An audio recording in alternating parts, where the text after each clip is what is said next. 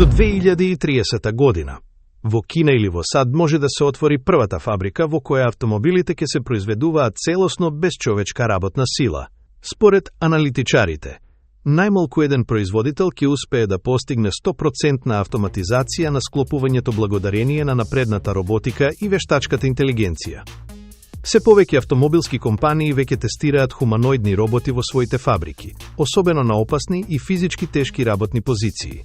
Во моментов, дури 12 и до 25 водечки производители во светот спроведуваат пилот програми со ваква технологија.